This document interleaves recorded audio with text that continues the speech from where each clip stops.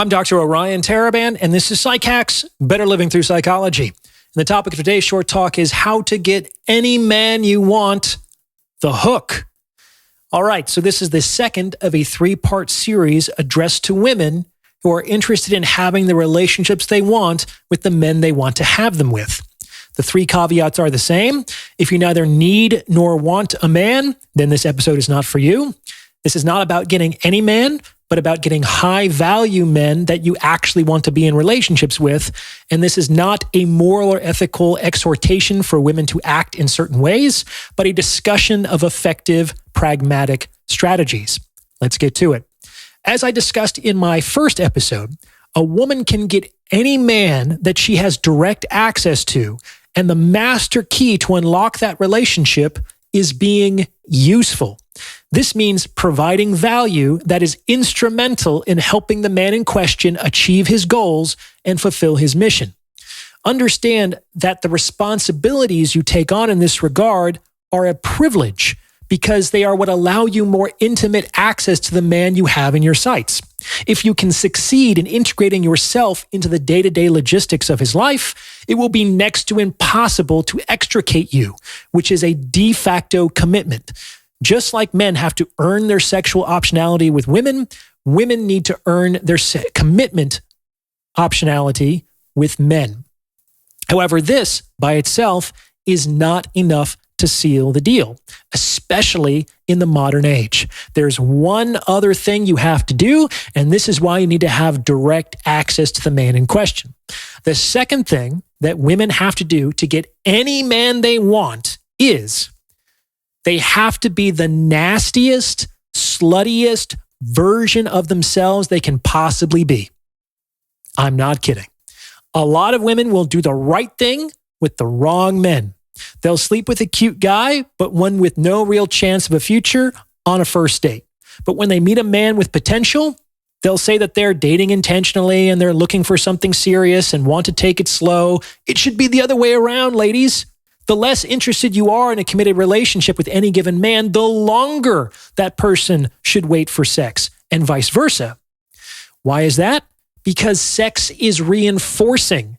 It's a reward for men. And there's no point in acting like you don't understand this because you tend to withdraw it as a punishment. So you're aware that sex is reinforcing. You just typically go about applying that reinforcer not in the most intelligent manner. And I'm here to tell you that if you like a man, if you're attracted to him, and you can see a potential future with him, you need to throw the good stuff at him as much as you can, as fast as you can. There are several reasons why this is a good idea.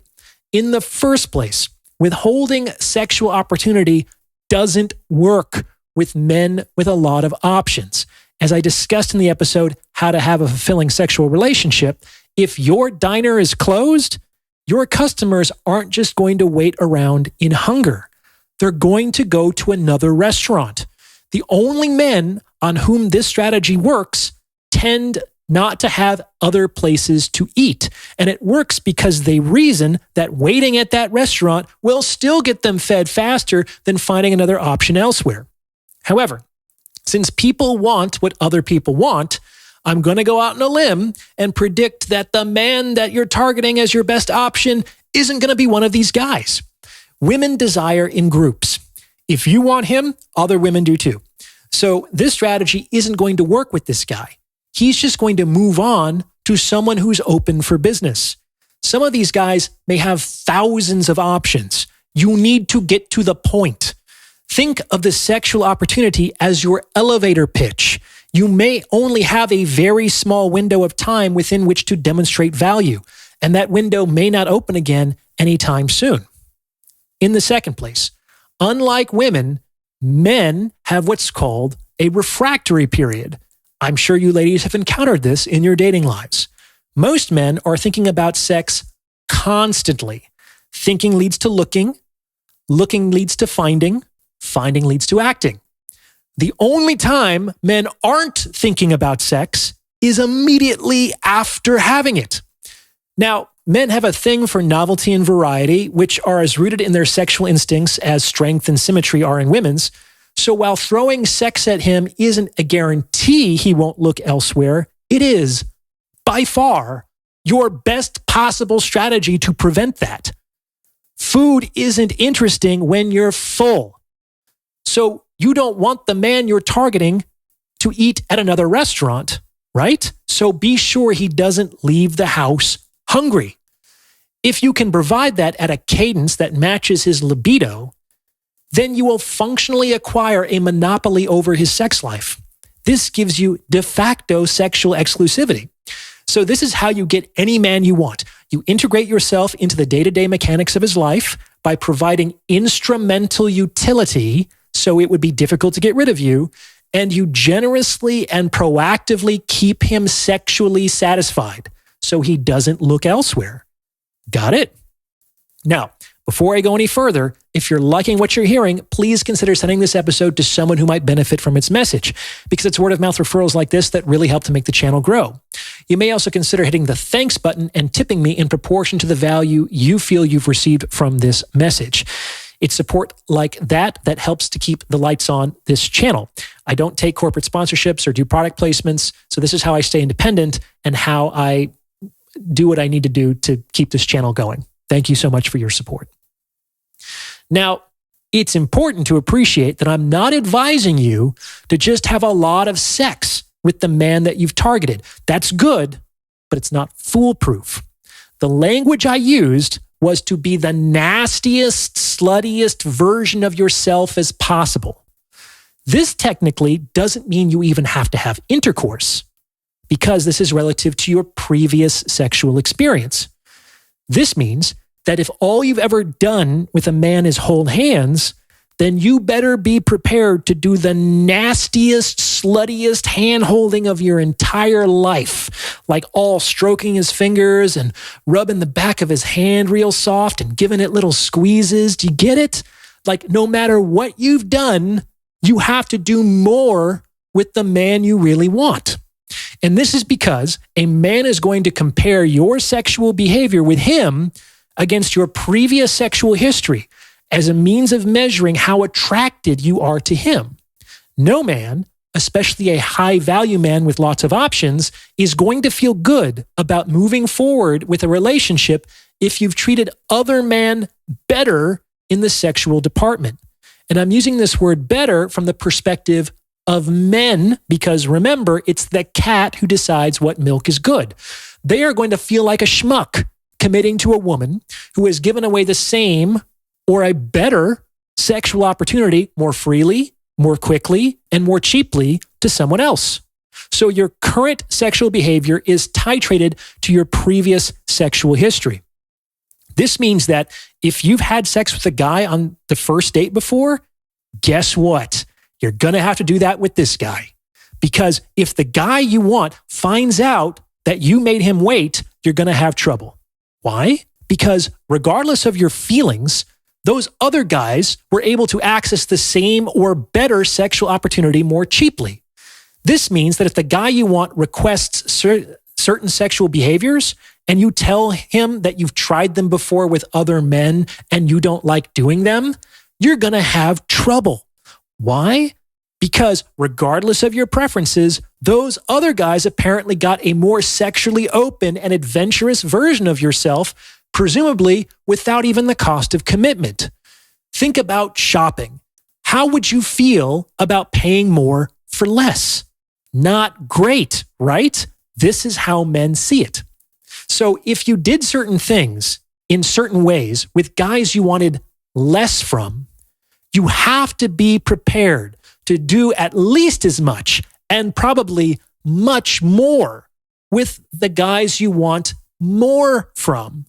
Men are going to be enthusiastic about moving forward with commitment if they feel like you give them more than they've given anyone else, that you like them more than you like anyone else. And the way that most men feel that liking is in the bedroom.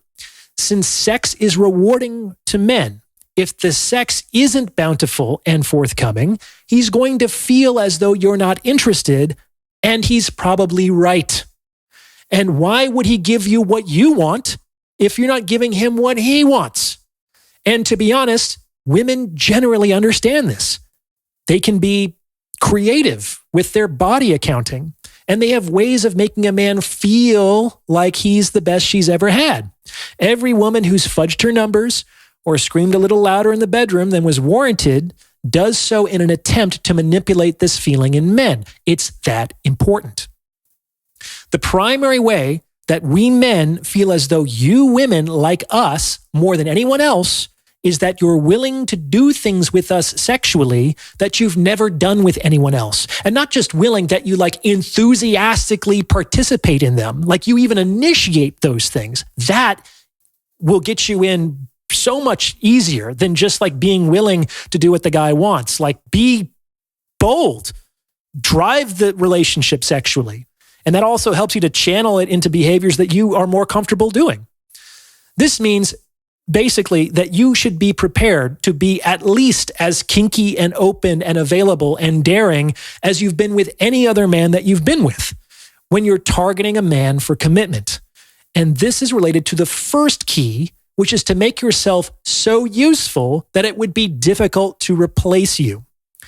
This might hurt some feelings, but especially in this market, sex is cheap. It's easy to replace. And it's easy for the high-value men with options that you're targeting for commitment to get. Of course, people have their own preferences and comfort levels.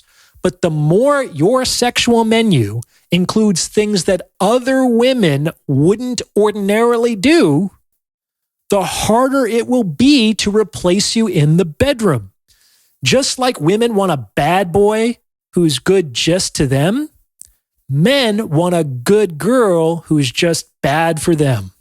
When you're going for the kill, you need to be your baddest, most generous, most willing, and most adventurous sexual selves, okay? And this is because your sexual behavior is not only being compared with your own sexual history, it's also being compared with his sexual history. Chris Rock once said that a woman cannot go backwards in lifestyle, and a man can't go backwards sexually. That's right. Once you date a man with a car, you're not going to move forward with the guy with a bus pass, right? By the same token, once a guy has gotten used to certain sexual behaviors and frequencies and attitudes, he's not going to move forward with a woman who doesn't offer him that optionality. So not only do you have to do things that you've never done with any other man, you have to do things that he's never done with any other woman. And that's how you become like invaluable and irreplaceable to that guy. The advice that Patrice O'Neal gave women, which was good advice, was to think of the nastiest, dirtiest thing they could possibly do in the bedroom and to do that. How you beat out your competition for the high-value man you've targeted? Well, consider an auction house. Lots of people are competing to buy the same one lot.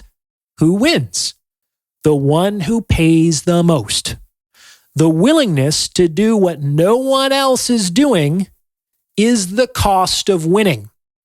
By the same token, this is how you outcompete all the other women who are vying for the same man. You do what no one else is willing to do, because that is the cost of winning. Of course, you don't have to, but sellers also don't have to transact at lower price points, do they? And as before, this is another way in which women's pride tends to trip them up. They believe they shouldn't have to do these things in order to secure the commitment that they want. But that's tantamount to believing that they shouldn't have to bid more than anyone else in order to win the lot they want. I guarantee you, the sellers do not share this belief. Being useful is how you draw closer to a man, but providing this sexual fulfillment is how you seal the deal. You do these two things, you can get a celebrity, a CEO, a millionaire, an athlete, really any man that you could possibly want. Basically, you take on responsibilities so that you secure more regular, consistent access to the man, and then you bombard him with wild, frequent, brain-melting sex so that he has no interest or hope of finding something better elsewhere. Men are not complicated. Do these two things and you can have any man that you have access to. The only thing standing in the way is you. What do you think? Does this fit with your own experience? Let me know in the comments below. And if you've gotten this far, you might as well like this episode and subscribe to this channel.